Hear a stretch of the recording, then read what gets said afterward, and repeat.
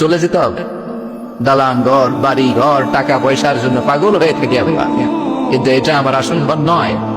যেই গোসলখানাটার আগে এত সুন্দর করে টাইলস করে ইটালিয়ান ফিটিংস দিয়ে বানালাম, আমার জীবনের শেষ গোসলটা কি ওই গোসলখানায় হবে? কথা বলেন, যেখানে লাশ ধোয় ওইখানে আমার গোসল হবে। এগুলো আমরা ভাবতে চাই না। কবরের জীবনটা আসল জীবন। বিশ্বনবী দোয়া করতেন, আল্লাহুম্মা ইন্না নাউযু বিকা মিন আযাবিল কবর। আল্লাহ, আমি আপনার কাছে কবরের আযাব থেকে পানাহ চাই, কবরের আযাব থেকে বাঁচতে চাই। এই কবরের মধ্যে অনেক ফিতনা হবে, অনেক সওয়াল হবে। কবরে প্রশ্ন আছে না নাই? কথা বলেন। প্রথম প্রশ্ন জিজ্ঞেস করা হবে, মার রব্বুক, তোমার রব কে? বলেন, আমাদের রব কে? ওয়া মা দীনুক, তোমার ধর্ম কি? বিষ্ণুদের চেহারা দেখিয়ে বলা হবে, তারিফু মান হাযা রাজুল, এই লোকটারে চিনো? আমরা কি বলবো?